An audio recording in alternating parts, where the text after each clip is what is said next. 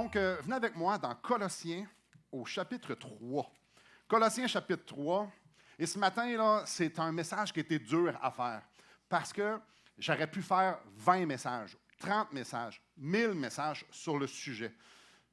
J'avais beaucoup de choses à dire et une des choses que moi, je me suis promis devant Dieu, c'est que quand j'expose un texte, je vais exposer ce qu'il y a dans le texte, pas ce que j'ai à dire, pas ce que je veux dire. Alors, je vais me concentrer sur le texte. Ça se peut vous dire, « Ouais, mais il n'a pas parlé de ça, il n'a pas parlé de ça, il aurait pu dire ça. » Clairement, il y a bien des affaires que j'aurais pu dire de plus. Alors, sans plus tarder, excusez-moi, je vous dis chapitre 3, mais c'est chapitre 1. Je vais relire un passage qu'on relit quand même assez souvent dans les dernières semaines. Et puis, je vais vous lire ça à partir du verset 12. « Rendez grâce au Père qui vous a rendu capable d'avoir part à l'héritage des saints dans la lumière. Il nous a délivrés de la puissance des ténèbres et nous a transportés dans le royaume de son Fils bien-aimé. » On parle ici d'un changement de royaume. On passe du royaume des ténèbres, où ce que c'est moi qui est le roi, au royaume de Jésus, où ce que c'est lui qui est roi. Des ténèbres à la lumière. On ne peut pas avoir plus opposé que ça. Dans le royaume des ténèbres, c'est ce que nous, on connaît. C'est ce que le monde connaît. C'est un monde égocentrique, où ce que chacun est sa propre boussole morale, chacun est son propre législateur. Ça veut dire quoi, ça? C'est lui qui fait les lois. C'est un royaume où ce que le but ultime, c'est d'avoir une belle vie. Ça, c'est le royaume des ténèbres, en gros. Il y a aussi le royaume de Christ, où ce qu'on a été transporté, où ce que tout est à propos des autres. Le Seigneur nous demande d'aimer les autres. Deuxième commandement, les autres. C'est Jésus dans ce royaume-là qui établit c'est quoi les valeurs. Qu'est-ce qui est bon et qu'est-ce qui est mal. C'est Jésus qui établit aussi les lois. Ça, tu fais ça tu fais pas ça. En fait, c'est un royaume où ce que le but ultime pour absolument tout, c'est que Jésus soit glorifié. Les deux royaumes, le royaume des ténèbres et le royaume de Christ, sont aussi opposés que la mort est opposée à la vie. D'un œil extérieur, quelqu'un qui vit dans le royaume des ténèbres et quelqu'un qui vit dans le royaume de Christ, d'un point de vue extérieur, on regarde ça, c'est le même genre de vie peut-être. Mais c'est loin d'être la vérité. La preuve, ça fait plusieurs messages que je fais sur le chapitre 3 de Colossiens. Et c'est un chapitre qui explique cette nouvelle vie-là dans le royaume de Christ. Et à chaque message, j'ai l'impression que je suis en train d'expliquer quelque chose d'impossible. Vous en souviendrez, au verset 5, j'avais parlé de « Faites mourir dans vos membres ce qui est terrestre ». Facile, hein? Faites mourir la chair et tous les désirs de la chair et tout ce qui... Facile. Si vous n'avez pas encore réussi, vous n'avez pas votre main, mais... Ouais, réécoutez le message. Non, c'est une farce. C'est impossible. C'est impossible. De même que Christ vous a pardonné, de la même façon que Christ m'a pardonné, pardonnez-vous aussi. Donc, je dois pardonner. Et je ne sais pas si vous en souvenez, mais il n'y a pas de mention de quel péché, là. On pardonne, comme Christ nous a pardonné. Ouais. Femme, que chacune soit soumise à son mari. Facile. Mari, que chacun aime sa femme. Puis on rajoute un texte parallèle dans Éphésiens. Comme Christ a aimé l'Église. Ouais, toutes des affaires. OK, dans le nouveau royaume, la vie est vraiment différente. Toutes les demandes sont tellement loin de ce qu'on est capable de faire, de notre réalité, même, je dirais, de ce qu'on veut. Puis le texte d'aujourd'hui ne sera pas différent de tout ce qu'on a vu. Puis en plus, ça va venir jouer sur une petite corde sensible. Je vais attirer votre attention sur le verset 20 du chapitre 3. Vous allez dire, ah ouais, pourquoi ça va jouer sur une corde sensible? Ça parle d'aux enfants. Enfants, obéissez en toutes choses à vos parents, car cela est agréable au Seigneur. Père, n'irritez pas vos enfants de peur qu'ils se découragent. Donc, que ce soit dans le passé, le présent, le futur, l'éducation des enfants, c'est un sujet épineux. Peut-être que vous avez déjà remarqué ça. Allez dire à une famille, à un père ou à une mère, la façon que tu élèves tes enfants, il me semble que tu devrais te forcer un peu. Allez essayer ça, voir. Normalement, vous ne serez pas très bien accueillis. Parce qu'on n'aime pas ça, se faire confronter là. Puis là, je dis qu'on va se faire confronter un matin sur ce sujet-là, parce que la façon d'élever nos enfants dans le royaume de Christ n'a rien à voir avec la façon d'élever des enfants dans le monde, dans le royaume des ténèbres. Ça n'a rien à voir. Dans le royaume de Christ, comment on élève nos enfants, ça n'a rien à voir avec même ce qu'il y a dans notre propre cœur, de ce qu'on veut et de ce qu'on est capable de faire. Frères et sœurs, dans le royaume de Christ, la responsabilité première des parents, c'est de préparer leurs enfants à rencontrer Dieu. Ça, c'est la responsabilité première. C'est pas rien. Donc, ce matin, je nous propose de regarder 3 choses. Premièrement, que l'autorité de Dieu est déléguée aux parents, que pour les enfants, l'obéissance aux parents, c'est de loin ce qu'il y a de meilleur. Et la troisième, que le fait que Dieu nous donne cette autorité-là aux parents, ce n'est pas une licence où est-ce qu'on peut être des dictateurs, puis non, ce n'est pas une licence de diriger comme un dictateur, pas du tout. Et là, ce matin, comme je dis, on va parler de généralité. Je sais qu'on aime souvent avoir du pratico-pratique, souvent quand on parle d'éducation des enfants. Ce matin, ça ne sera pas le cas. Il va peut-être en avoir un petit peu, mais pas tant. Mais c'est une bonne base, par exemple, pour pouvoir entamer ou continuer une réflexion. Que vous soyez célibataire, que vous soyez grands-parents, que vous soyez parents, juste entamer une discussion sur l'éducation des parents. Donc, on y va.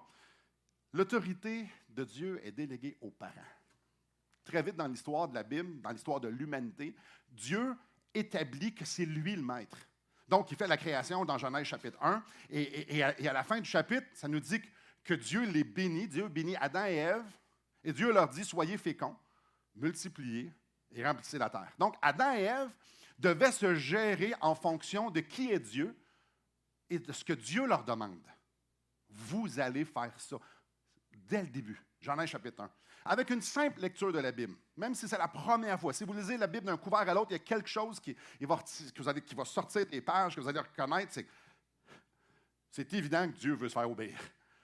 On va le voir dans les commandements, on va le voir dans comment les commandements sont mis en application, et les réprimandes et même les punitions qui sont données. Aïe, aïe, Dieu veut se faire obéir. Ce qu'on va voir dans les pages, c'est que Dieu se présente comme étant l'autorité suprême. C'est lui l'autorité au-dessus de toutes les autorités. L'expression « roi des rois ». Donc, il y a plein de rois, mais lui, c'est le roi de tous ces rois-là. Vous comprenez le principe. Il va se présenter de façon à ce qu'on va pouvoir voir que c'est lui qui fait les lois. C'est lui qui dit aux hommes, si tu prends une vie, tu vas payer de ta vie. C'est lui qui dit ça. Donc, c'est lui qui fait les lois, c'est lui qui fait les valeurs morales, comme j'ai dit tantôt, mais c'est aussi lui le juge. Ça, c'est mal. Ce que tu fais là, c'est pas bien. Ce que tu penses là, c'est pas bien. C'est lui le juge. Dieu se présente de même. Écoutez bien ce que Moïse dit au peuple dans Deutéronome 27. Tu obéiras à la voix de l'Éternel, ton Dieu, et tu mettras en pratique ses commandements et ses lois que je te prescris aujourd'hui. Tu vas l'écouter, puis tu vas les mettre en pratique. C'est clair, non? C'est vraiment clair. Vous allez m'obéir en toutes choses. Dans ma tête, probablement dans la vôtre aussi, c'est tout à fait normal que le Créateur s'attend à ce que ses créatures lui obéissent. Moi, quand je conduis mon auto, je m'attends, puis je ne suis pas le créateur de mon auto, mais je m'attends, je suis propriétaire, à ce que quand je tourne le volant, mon auto m'obéit. C'est normal. C'est normal que Dieu demande qu'on obéisse. C'est normal qu'il y ait des conséquences. C'est lui qui décide. Super. Mais ce qui arrive au verset 20, enfin, obéissez en toutes choses à vos parents. Là, Dieu demande aux enfants d'obéir à leurs parents en toutes choses. Dieu nous délègue son autorité. À nous, les parents. J'y reviens dans quelques instants. Dans Romains 13, on lit qu'on doit obéir au gouvernement. Okay? Que c'est le gouvernement, Dieu a donné le gouvernement au peuple pour le gérer. Okay? Mais on sait bien que le gouvernement n'a pas des lois sur tout. Tu sais que j'enlève mes souliers ou non quand je rentre dans la maison, le gouvernement, il n'y a pas de loi là-dessus. Là. Il y a certains domaines où ce qui nous gouverne, puis il y a d'autres, non. Tu sais, aujourd'hui que j'ai pris mon auto, j'ai pris mon camion, le gouvernement n'avait rien à dire là-dessus. Dans Hébreux 13, ça nous parle que dans l'Église, c'est les pasteurs qui ont l'autorité et que les gens doivent obéir aux pasteurs. Hébreux 13, vous irez le lire. Mais les pasteurs n'ont pas autorité sur chaque chose. Que vous preniez votre camion, votre auto, je m'en contrefiche. Que vous mettiez des bas blancs ou des bas noirs, tout aussi. ne gère pas tout. Et le conseil ne gère pas tout. Ici, c'est toute chose. Les parents ont l'autorité dans tous les domaines dans la vie de leurs enfants. Ça, on ne voit pas ça dans beaucoup d'autorités, c'est juste Dieu normalement. Dans le royaume de Christ, les parents ont la responsabilité de représenter Dieu auprès de leurs enfants. Donc, Dieu me donne à moi l'autorité pour que je puisse démontrer à mes enfants l'autorité de Dieu. Dans ma maison, dans ma famille, les parents sont les maîtres. C'est les législateurs, c'est eux autres qui font les lois. C'est eux autres qui disent ça c'est bon, ça c'est mal. Tu fais ça, tu fais pas ça. Et c'est eux aussi autres les juges. Donc tout ce qui est vrai pour Dieu, c'est aussi vrai pour les parents. Même autorité. Wow. Nous sommes la manifestation de l'autorité de Dieu pour nos petits cocos. Je répète ça.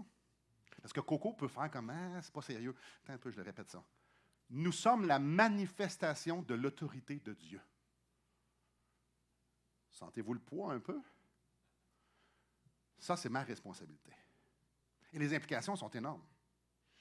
Ça implique que mes règles que je mets chez nous, les standards que j'établis chez nous, les libertés que j'autorise ou que je n'autorise pas, les réprimandes, les punitions, mes interactions avec mes enfants, mes enseignements, mes réactions lorsqu'ils m'offensent ou lorsqu'ils désobéissent, tout ça doit représenter Dieu. La façon qu'on vit notre famille chez nous, la façon qu'on établit notre philosophie de parenting doit être comme si c'était Dieu qui le faisait.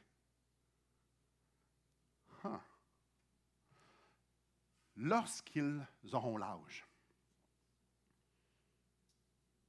je veux dire jeune adulte, parce que certaines personnes, quand ils auront l'âge, c'est 4 ans, mais non. Il va y avoir une transition d'autorité. Donc, la façon que j'élève mes enfants, la façon que je suis avec mes enfants, c'est en quelque sorte une pratique pour leur interaction qu'ils vont avoir avec Dieu. Comme je disais, il va y avoir une transition. Ça va partir de parents, quand ils vont être jeunes adultes, de parents, sous l'autorité parentale, pour être sous l'autorité de Dieu. Il ne devrait pas avoir de dissonance quand les jeunes adultes partent de la maison entre être sous l'autorité de Dieu puis sous l'autorité des parents, parce que les parents ont fait ce que Dieu aurait fait. Ce n'est pas dissonant. C'est pas dissonant. Ils sont déjà habitués à obéir en toutes choses. Alors, quand ils sortent de la maison, quand ils sont adultes, pour faire leur vie, bien, ils sont sous l'autorité de Dieu, puis ça va être la même affaire. Quand un enfant va lire, quand j'ai un enfant, pas 4 ans, là, un enfant de 4 ans, ça ne lit pas nécessairement. Je parle d'un enfant qui habite sur ton toit. Quand un enfant va lire les commandements dans la parole de Dieu, il va faire la même affaire qu'il faisait avec ses parents. Il est déjà habitué d'obéir à toute chose. Il est déjà habitué à l'autorité. Il est déjà habitué de faire confiance en quelqu'un qui est supérieur à lui. Alors quand il va parler, il va ouvrir la parole de Dieu, puis Dieu va lui dire, ben, il va le faire complètement. J'y reviens dans le prochain point. Et là, peut-être j'entends l'objection. Et là, Simon, l'autorité parentale, OK, 3 ans, mais c'est pas la même autorité d'un enfant de 3 ans et un enfant de 17. Ah, même 22, même 25. C'est pas la même autorité, Simon, là. Ouais. Enfants, obéissez en toutes choses à vos parents. On aimerait ça nuancer ça, hein? Ouais, non. Non, c'est comme ça que c'est écrit. Ouais, mais enfant, là, Simon, peux-tu nous dire si c'est... Ouais, un enfant. Je suis l'enfant de ma mère, moi, là. Quand est-ce que ça arrête? OK, là, mais faut-tu que j'obéisse à ma mère? OK, bien. L'autorité arrête quand ils ne sont plus sous notre autorité. Moi, j'ai une cellule familiale avec Élise. Alors, je suis sorti de son autorité, puis maintenant, je suis sous Dieu et j'ai ma propre famille à moi. Donc, s'ils sont là, s'ils sont chez vous, ils sont sous ton autorité. S'ils ne sont plus là, ben, tu n'as plus d'autorité. Ils ne sont plus là. Tu vas les influencer, mais tu n'auras plus d'autorité. Donc, l'autorité parentale, c'est on-off. Il n'y a pas de nuance. La Bible ne nous donne pas de nuance. Allez voir des autres passages, c'est on-off. Il n'y a pas d'histoire dans la Bible. À 18 ans maintenant, je suis un adulte, je peux faire ce que je veux. Non. Non, non, non, non, non, non, non, non, non, non. Peu importe l'âge que tu as, si tu es sous mon toit, tu es sous mon autorité. Tu t'es pas affranchi. Là. Fait qu'à 18 ans, non, non, non. Non, non, non, non. Puis juste la preuve, c'est que dans ce temps-là, ouais, à 18 ans, peut-être tu étais déjà marié avec un enfant. Là. C'est pas les mêmes mœurs du tout, du tout, du tout. Fait que l'affaire de 18 ans, c'est notre culture qui veut ça. Tes enfants, là, je m'adresse à vous, là, sont toujours sous ton autorité, à moins qu'ils ne le soient plus.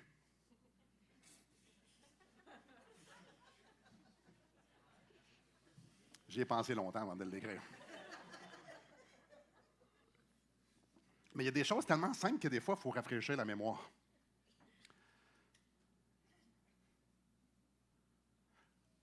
Je prendrai 2 minutes tantôt. Vous irez demander à mon gars qui a 23 ans, qui est juste ici. Il a 23 ans, puis il va se marier dans 2 mois avec la madame qui est à côté. Vous lui demanderez, Jacob, c'est qui l'autorité dans ta vie? Et sa réponse va être, j'y ai demandé hier. Je ne voulais pas vous dire quelque chose qui n'était pas vrai. Mais la première affaire, il a dit, c'est Dieu. Ça, je dis, sérieux?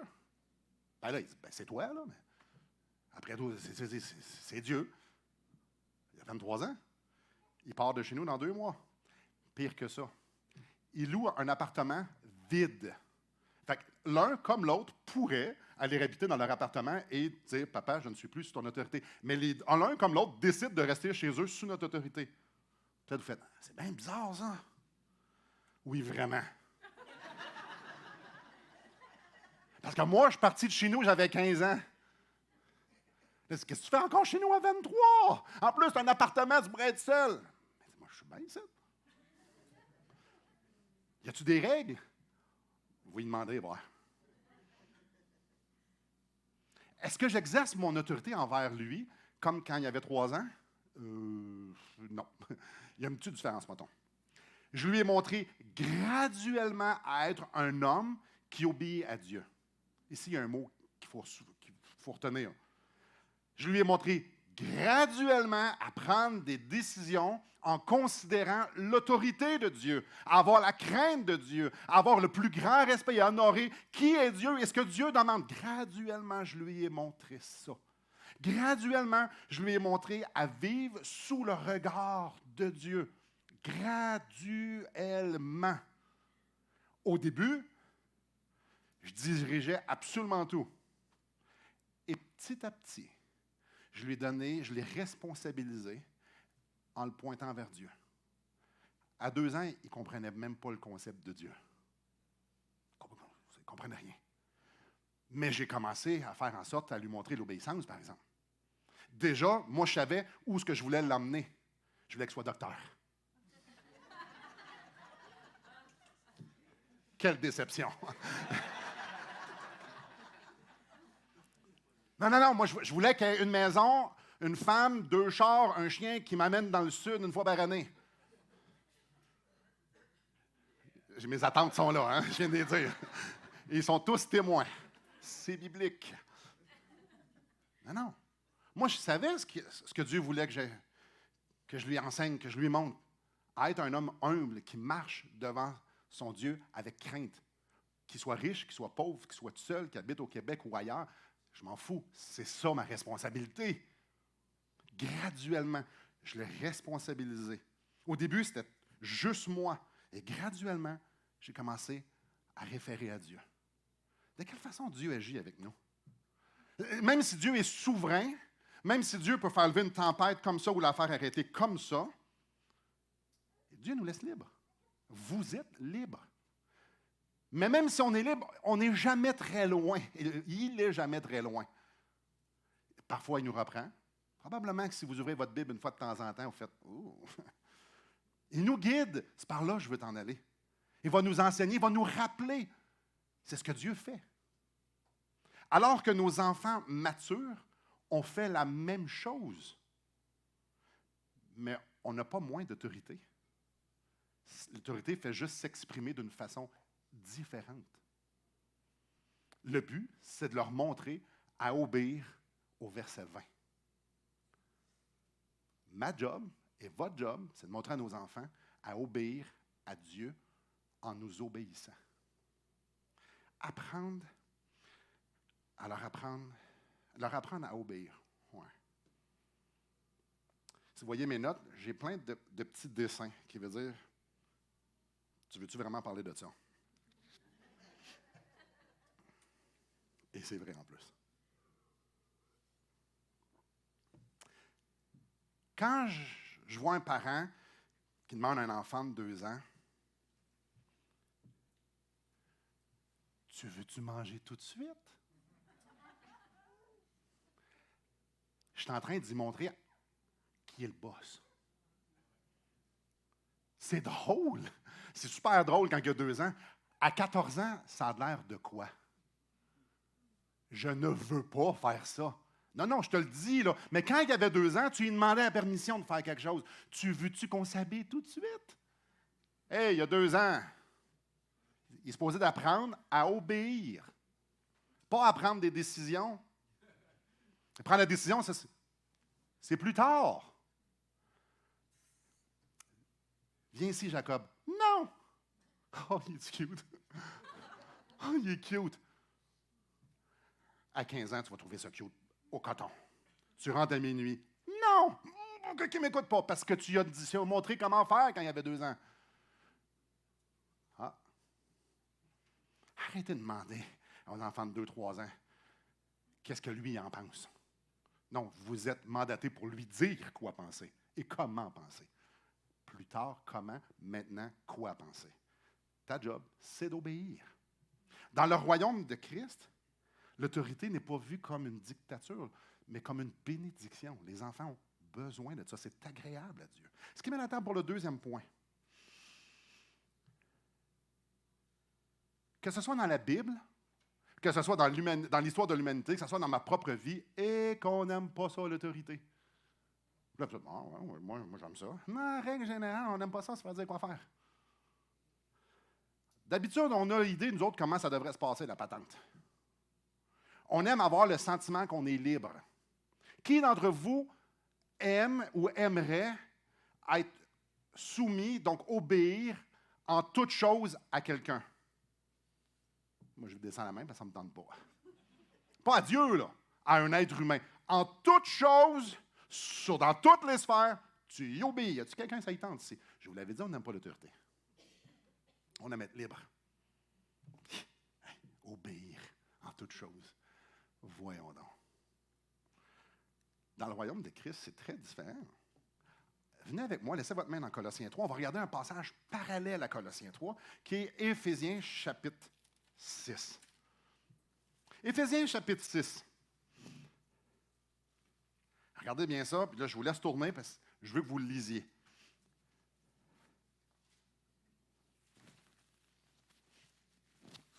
Enfants, obéissez à vos parents. Ah, même affaire que tantôt. Super. Mais ici, il y a une petite saveur différente. Selon le Seigneur, car cela est juste. Obéir en toute chose à ses parents, c'est ce qui est juste. C'est la bonne chose à faire. Ce qui est juste, ce qui est bon pour les enfants, c'est d'obéir en toute chose à ses parents. Dès que nos enfants ont eu l'âge d'apprendre un verset. Je ne sais pas quel verset vous avez fait apprendre à vos enfants. Le premier. La plupart du monde, c'est Jean 3,16. C'est lequel le premier? Éphésiens 6,1. Hein? Premier verset. Puis même pas au complet. Enfants, obéissez à vos parents. Ah ouais. C'est bien bizarre, toi. Oui, je sais. Pourquoi c'est le premier verset? Parce que c'est ça que Dieu veut pour eux autres. C'est bon. C'est juste pour les enfants d'obéir. C'est bon. C'est bon. Dieu leur dit que la meilleure vie, c'est l'obéissance. Alors, je peux lui montrer Jean 3,16, super, mais à l'âge qu'ils ont, très jeunes, c'est l'obéissance qu'ils doivent apprendre. Dieu leur donne un commandement à eux. c'est à nous de leur enseigner que c'est le bon commandement. Oui, par notre propre vie, mais aussi en leur disant, voici ce que Dieu te demande, et ça, il rajoute, c'est la bonne chose, c'est juste.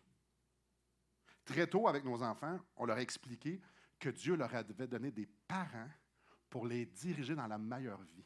Que d'autres, c'est des enfants, que même s'ils pensaient qu'ils savaient beaucoup de choses, un enfant de 3, 4 ans, 5 ans, même s'ils pensaient qu'il y avait beaucoup de choses, ouais, il leur manquait 3, 4 informations. Dieu leur a donné des parents. Imaginez un enfant qui a la conviction que Dieu l'aime tellement qu'il a choisi papa et maman, ou juste papa ou juste maman, pour prendre soin d'eux. Dieu m'envoie à moi, cette personne-là, ou ces deux personnes-là, pour prendre soin de moi. Imaginez comment c'est rassurant. Imaginez qu'un enfant arrivé à la conclusion que mes parents, ce n'est pas des ennemis. Le maître de l'univers m'a donné papa et maman pour pouvoir m'aimer.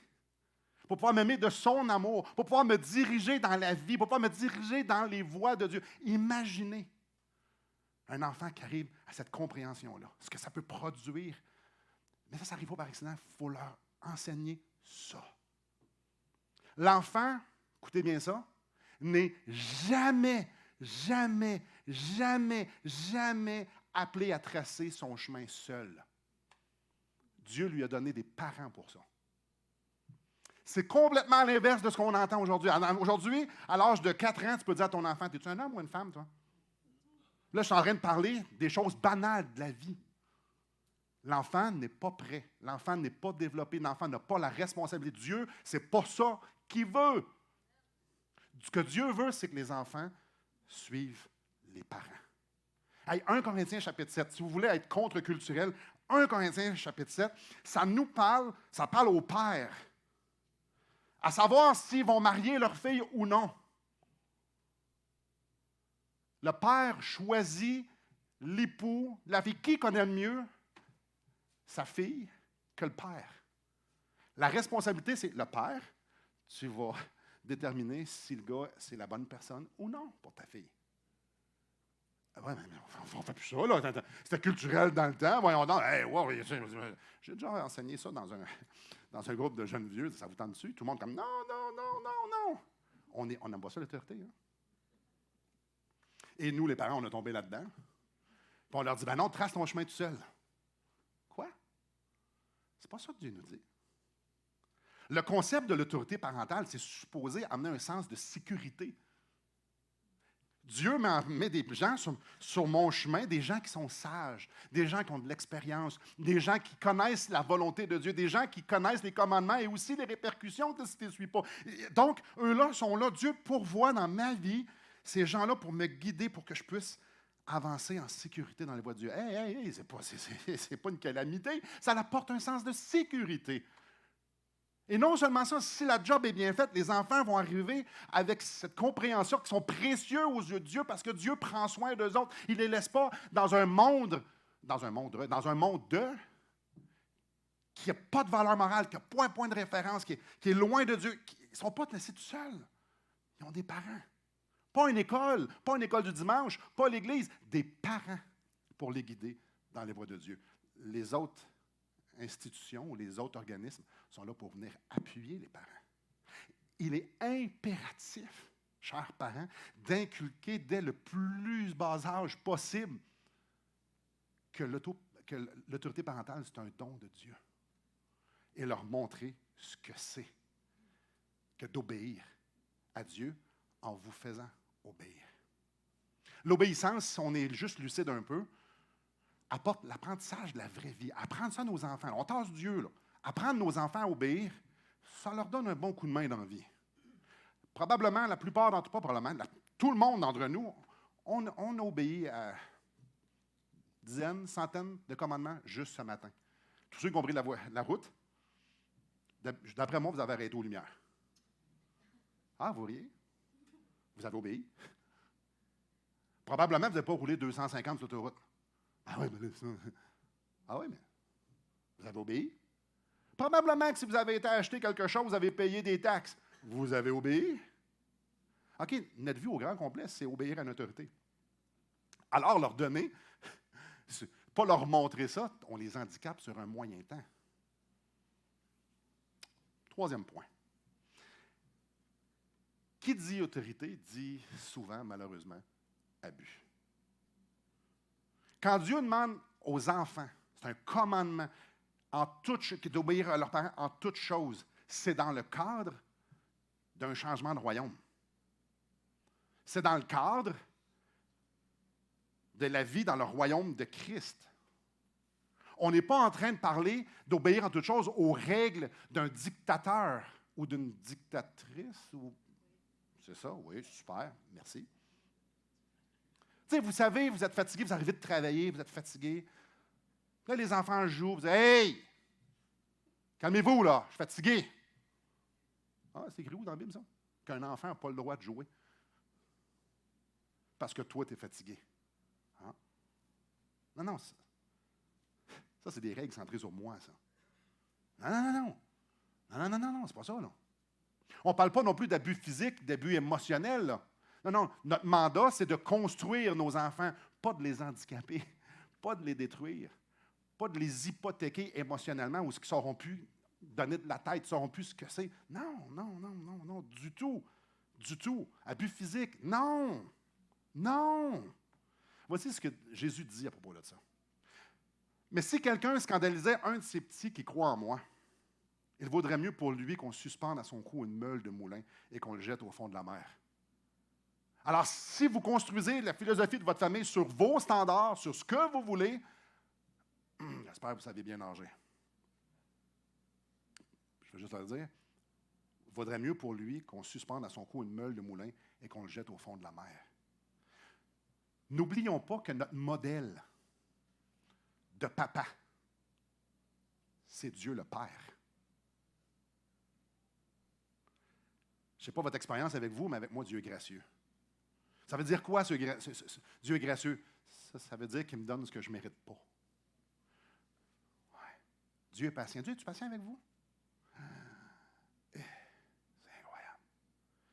Imaginez, il me dit quelque chose. Je fais, ouais, je te demande pardon. Je me reviens d'abord, je recommence. Je recommence. Et je recommence. Je sais que je ne suis pas le seul, vous êtes tous de même. Es-tu patient un peu? C'est incroyable. Hey, je me serais donné une coupe de plaque en arrière de la tête, moi. Ouf, que je me serais... À moi, là, je parle. Mais l'affaire, c'est que Dieu, lui, en plus, il est doux avec moi. Dieu ne me rudoie pas à longueur d'année, là. Et moi, Dieu ne crie pas après moi, là. Jamais. Puis Dieu est toujours attentif. Jamais Dieu me repousse. Je suis toujours le bienvenu. Dieu nous construit beaucoup plus avec la douceur qu'avec la sévérité et le brisement. Je vais le redire. Dieu me et vous construit beaucoup plus avec la douceur et la patience qu'avec la sévérité et le brisement. Alors, il ne faut pas lire le verset 20 en pensant que je suis roi et maître.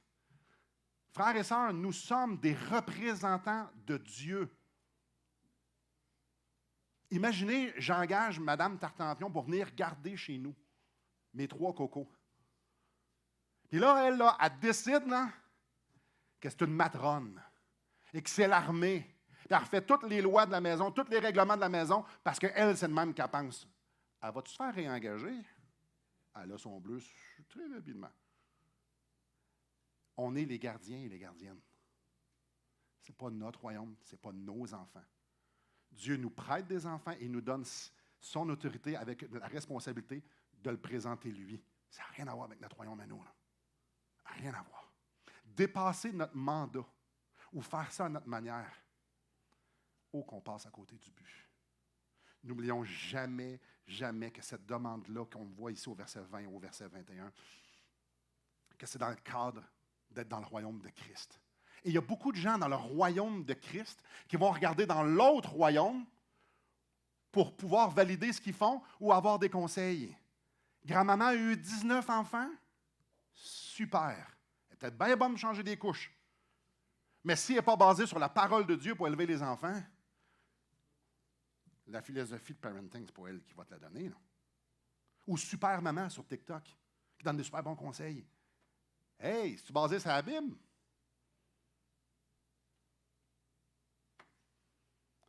Moi, ma voisine a un super livre sur comment éduquer un enfant puis qu'il ait du succès dans la vie. Puis elle vient, mais écoute, elle a tellement, ses enfants devraient y voir architecte, ingénieur, docteur, ça c'est le premier. Après ça, écoute, hey, sont-tu donc, hey, prends mon livre, tu vas voir, tu vas réussir. Je ne veux pas ton livre, je n'ai déjà un. Parce que moi, ma job, c'est pas d'en faire un citoyen. C'est pas d'en faire un gars qui réussit selon les standards du monde. Ma job, c'est pas ça. Ma job, c'est de le préparer à rencontrer Dieu. Même s'il a 23 ans. Lisons l'avertissement du verset 1. Père, n'irritez pas vos enfants de peur qu'ils ne se découragent. Irriter parle de provoquer, parle de pousser vers l'amertume. On fait ça comment? Trop de règles. Trop de règles. Il y a des parents qui ont des règles pour absolument tout. Ouais. Est-ce qu'il y a une règle dans la Bible qui me dit que mes bas, il faut que je les mette dans le panier? Non. Ah, c'est drôle, Dieu n'a pas des règles pour tout. Ah, mais là, on va continuer.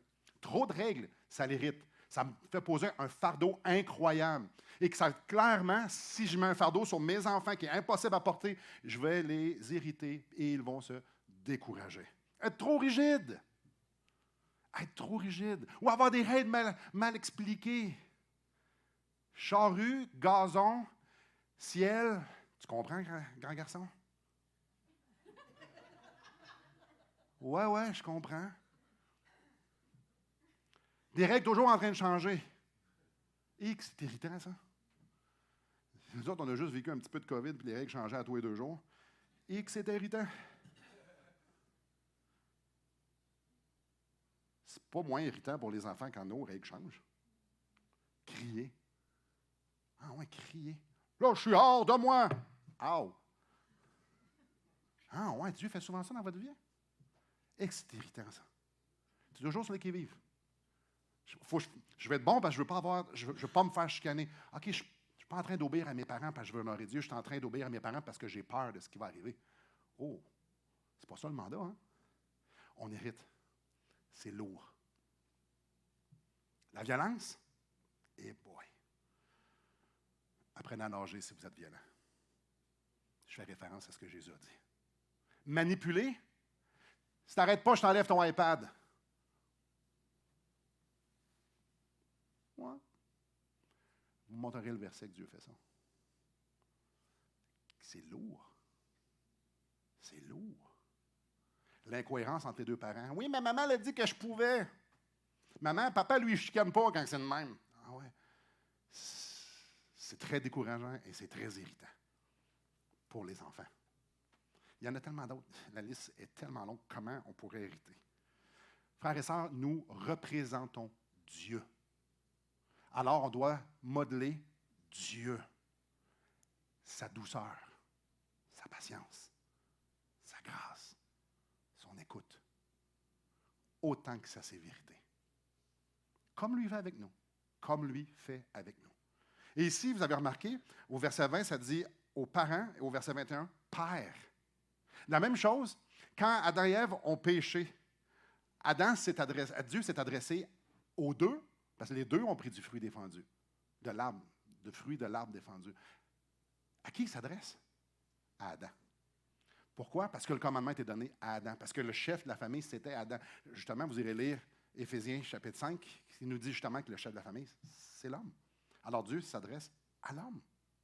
C'est lui le responsable. Si vous êtes une maman monoparentale, ça s'adresse à vous aussi. Ça s'adresse à vous aussi. Ça s'adresse à vous. Si vous êtes une mère, bien, le principe est bon pour vous autres aussi. Ça m'amène à quelques réflexions. Peut-être qu'ici, il y a des gens qui sont sans enfants. Sans enfants dans un âge que vous n'avez plus l'âge d'en avoir, ou sans enfants parce que vous n'êtes pas encore rendu à l'âge ou vous n'êtes pas encore rendu là dans votre vie. Comment c'est applicable pour vous, ça? Je n'ai pas d'enfant. Ben oui, justement. Les parents ont besoin de vous autres. Les parents ont besoin des gens qui n'ont pas d'enfants. Pour prier pour eux, pour les soutenir, réalisant que c'est inhumain être parent dans le royaume de Christ. Alors, si c'est inhumain, je vois mon frère et ma sœur dans une situation qui est inhumaine, ceux qui n'ont pas d'enfants sont participants parce qu'on est une famille, hein? On est une communauté. Dieu nous a mis ensemble, on est un corps. On a besoin de les entourer. Et si vous êtes plus jeune et ce n'est pas encore arrivé, préparez-vous. Oh, que j'aime dire aux jeunes mariés, la famille commence maintenant, préparez-vous tout de suite à avoir une philosophie, une vision de comment une famille, ça s'élève. Peut-être que vous êtes grands-parents. Ah, vous, votre job est fait, hein? Non, pas tant. Premièrement, avez-vous besoin de vous repentir? À la lumière de ce qu'on a vu, avez-vous besoin de vous repentir? Là, à qui? Oui, oui, à vos enfants et à Dieu. Premièrement, à Dieu parce que c'est lui qui vous a mandaté. Vous allez dire, j'ai fait un job ordinaire. Puis à vos enfants, j'ai fait un job ordinaire. Ils sont croyants ou non, vous avez le droit d'être humble. Vous avez le droit de dire, je n'ai pas fait ce que j'aurais dû faire. Je ne l'ai pas fait de la manière que je l'aurais fait. Grands-parents, vous êtes à l'âge d'influencer. Ils ne sont plus sous votre autorité, là, vos enfants et vos petits-enfants, mais vous êtes à l'âge, ils sont à l'âge que vous pouvez les influencer, que clairement vous pouvez prier pour eux, clairement vous pouvez les soutenir.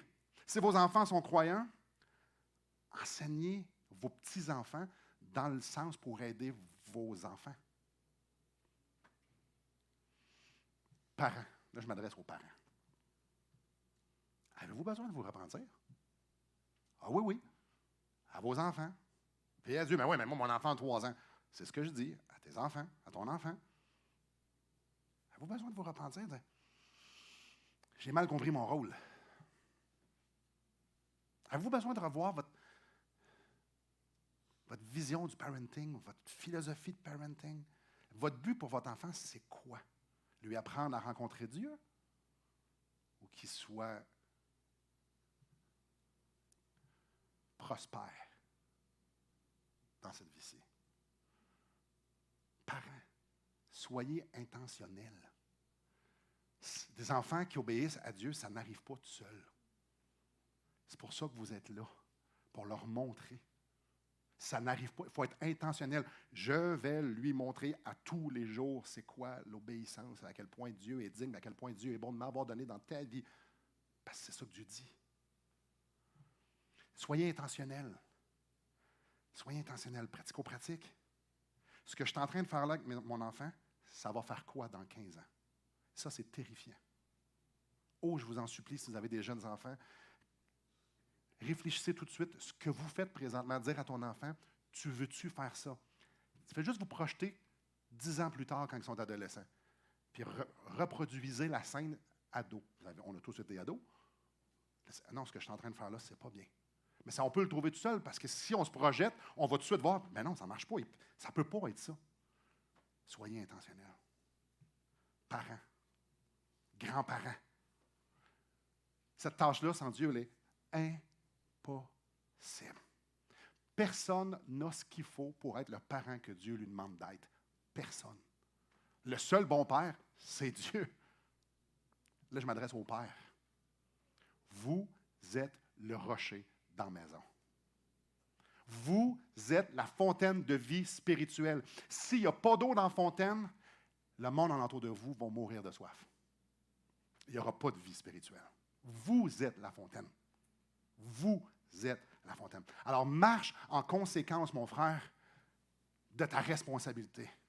Marche avec Dieu en conséquence de ce que Dieu te demande. Si Dieu, ce n'est pas sérieux, tu ne comprends rien. Père, nous n'avons aucune bonne raison d'être négligents parce qu'on connaît la valeur de la vie de nos enfants aux yeux de Dieu. On ne peut pas être négligent, on ne peut pas se permettre. On sait qu'il nous l'a demandé d'être son représentant. Et on sait aussi ce qu'il faut faire. On n'a aucune raison de ne pas être sérieux dans notre marche avec le Seigneur. On n'a aucune raison de ne pas avoir les genoux usés, à ne pas brailler notre vie parce qu'on ne sait pas quoi faire, parce qu'on se sent inadéquat, parce qu'on est dans le royaume de Christ. On n'a aucune raison, frère, de ne pas mettre tous les efforts nécessaires pour être plugué sur Dieu. Aucune. Parce que si on n'est pas sérieux avec Dieu, je vous garantis une chose, à un moment donné dans votre vie, vous allez le regretter. Parce que vous savez, vous allez avoir très bien, quand vous allez voir vos enfants reproduire ce que vous êtes, vous allez dire, si j'avais été correct avec Dieu, j'aurais peut-être pu lui éviter ça. Si j'avais obéi, moi, envers Dieu, peut-être qu'il ne serait pas comme ça.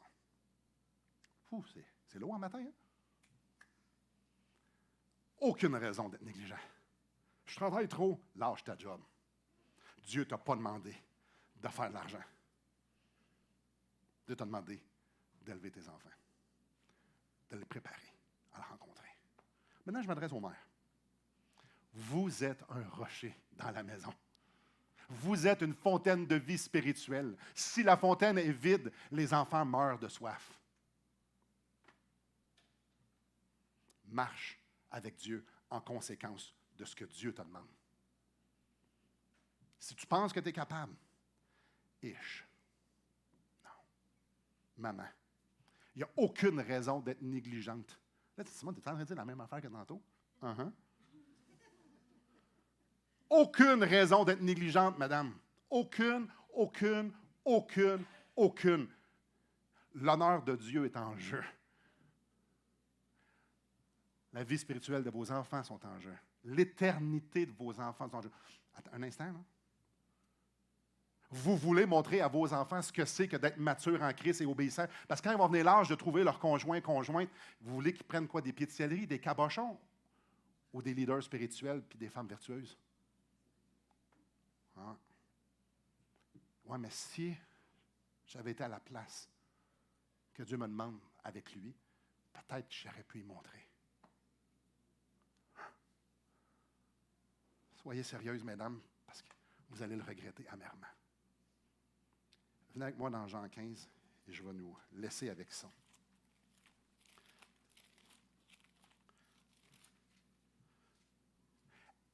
Être parent, c'est pas plus facile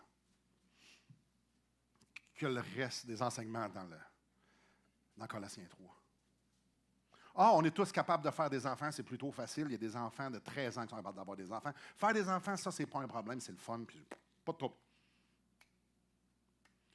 Comprendre qui nous demande et qu'est-ce qu'il nous demande et le mettre en application. Oh. Oh. Vous n'avez pas d'enfants? Réfléchissez comme il faut avant d'avoir des enfants. La responsabilité est lourde. Verset 5 de Jean 15. Je suis le cep, je suis le tronc d'arbre. Vous êtes les sarments. Vous êtes les branches. Celui qui demeure en moi et en qui je demeure porte beaucoup de fruits, car sans moi, vous ne pouvez rien faire. Le fruit, c'est lui qui le produit. Sans lui, on ne peut rien faire. Sans Dieu, sans la vie de Christ, sans sa puissance, sans sa sensibilité, on ne peut rien faire. Vous êtes sans enfant. Voyez-vous l'urgence d'avoir une marche avec le Seigneur qui est solide? En conclusion, j'ai commencé en disant que dans le royaume de Christ, la responsabilité première des parents, c'était de préparer leurs enfants à rencontrer Dieu. Je l'ai répété plusieurs fois. Ne cherchez pas. Il n'y a pas de référence dans le monde pour pouvoir faire ça. Il n'y a pas de livre qui a été écrit par un auteur non chrétien qui peut faire. Il n'y a pas un livre qui n'est pas basé sur la Bible qui va vous aider à ça. Ne cherchez pas dans votre cœur, vous ne savez pas comment. Ça se trouve 100% auprès de Dieu. Dans ce livre-là. Ah, mais moi, j'aime pas ça lire. Correct, fais pas d'enfant, ça presse. T'en as? La Bible nous le dit, comment élever des enfants. C'est clair, hein?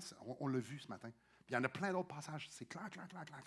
Mais on a besoin de l'Esprit Saint qui vienne nous convaincre de comprendre l'importance de la responsabilité. On a besoin de la parole de Dieu. On a besoin de l'Esprit Saint pour appliquer ça dans notre vie d'une façon journalière. C'est Dieu qui va nous donner cette sensibilité-là. C'est Dieu qui va me faire en sorte qu'on va être capable d'appliquer les principes qu'il nous dit dans sa parole, de mettre dans notre maison avec le petit Jimmy, là. Ce que Dieu demande dans son royaume, il le pourvoit parce qu'il sait que nous, on n'est pas capable. Mais nous, on doit aller à la place où est-ce qu'on peut le recevoir. Ah, si vous retenez juste ça. Parce que tous mes messages du chapitre 3 ont tous fini à la même place. Là, l'Évangile. Dieu veut produire en nous la vie de son royaume. Alors, ma job à moi, c'est de me remettre en question. Ma job à moi, c'est pas de prendre pour acquis que je suis un bon père puis je sais comment ça marche. Au contraire, je ne le sais pas. Je suis conscient. Avoir cette humilité-là d'un instant. Je ne m'appuierai pas sur ce que je sais. Ah, mon enfant de 3 ans m'obéit. 3 ans, c'est très loin qu'il parte de la maison. Sois humble. Usez vos genoux. Soyez intentionnel. Seigneur, j'ai besoin de toi. En terminant, j'aimerais vous inviter, chacun d'entre vous, à tourner avec moi dans Apocalypse, chapitre 21. Et on va prendre la table du Seigneur à ce point-ci. Parce que cette vie-là extraordinaire, c'est la vie la meilleure, pour nos enfants et pour nous. La vie en Christ, c'est une vie d'abondance, c'est une vie de richesse, c'est une vie de puissance. La vie en Christ, c'est de goûter le ciel. Avant, quand je dis le ciel, c'est qui qu'il est. Oh, frères et sœurs, il n'y a pas de meilleure vie que la vie en Christ. Et c'est pour ça qu'on est ici ce matin, et c'est pour ça que Christ, c'est notre sauveur. Mais sur notre pèlerinage sur la terre, des fois, c'est difficile. Des fois, le Seigneur, on nous demande des choses. Parfois, on a des décisions à prendre. Parfois, on a des péchés. Parfois, on est limité. Parfois, nos parents nous ont hypothéqués, nous ont handicapés. Puis on est mal pris. Et une des raisons pourquoi Apocalypse est écrite, ce livre-là est écrit, c'est justement pour qu'on soit encouragé. On soit encouragé de ce qui va arriver tantôt. Parce que même si notre identité en Christ est sécure, la marche sur la terre, c'est laborieux. Peut-être que vous avez fait plein d'erreurs avec vos enfants comme moi. Et peut-être que vous êtes parent et vous faites comme « Ah, je capote, je ne sais plus quoi faire. » Comme moi et comme toutes les autres. J'aimerais ça qu'on lise un texte qui regarde par en avant. Puis je vis un nouveau ciel et une nouvelle terre. Car le premier ciel et la première terre avaient disparu. Et la mer n'était plus. Et je vis descendre du ciel d'auprès de Dieu la ville sainte, la nouvelle Jérusalem, préparée comme une épouse qui s'est parée pour son époux. J'entendis du trône une voix forte qui disait, « Voici le tabernacle de Dieu avec les hommes. Il habitera avec eux. Ils seront son peuple et Dieu lui-même sera avec eux. Il essuiera toute larme de leurs yeux et la mort ne sera plus. Il n'y aura plus ni deuil, ni cri, ni douleur. Il essuiera toute larme de leurs yeux. Et la mort ne sera plus. Il n'y aura plus ni deuil, ni cri, ni douleur. Car les premières choses ont disparu. Et celui qui était assis sur le trône dit, « Voici, je fais toutes choses nouvelles. » Et il dit, « Écris car ces paroles sont certaines et véritables. » Il me dit, « C'est fait. C'est fait. Je suis l'alpha et l'oméga, le commencement et la fin. À celui qui a soif, je donnerai de la source de l'eau, de la vie gratuitement. Celui qui vaincra héritera ces choses. Je serai son Dieu et il sera mon fils. » Mais pour les lâches, les incrédules, les abominables, les meurtriers, les débauchés, les magiciens, les idolâtres et tous les menteurs, leur part sera dans l'étang ardent de feu et de soufre, ce qui est la seconde mort. Ça, c'est ce qu'on mérite. Et ce que j'ai lu avant, c'est ce qu'on va avoir. Jésus, l'agneau fut livré, a pris du pain, puis le rompit, il l'a donné à ses disciples. Il a pris du vin, il a bu. Le pain représente son corps, le vin représente son sang. Puis il a dit, chaque fois que vous allez faire ça, vous allez annoncer mon retour. Vous allez annoncer un jour, là, ça va être extraordinaire. Rappelez-vous, faites-le souvent. Rappelez-vous qui je suis. Rappelez-vous ce que j'ai fait et rappelez-vous que je m'en reviens. Vous cherchez et on va être ensemble. Et ça va être extraordinaire. Alors, frères et sœurs, peu importe ce que vous vivez, allons se réfugier au pied de la croix. Contemplons notre Sauveur, briser le sang qui coule, qui pardonne nos péchés et qui nous met directement en communion avec Dieu pour cette vie extraordinaire. Oui, mais Simon, je ne vis pas une vie extraordinaire. Elle s'en vient, la vie extraordinaire. Elle s'en vient. Elle s'en vient. Charles-Étienne, tu peux nous conduire en prière?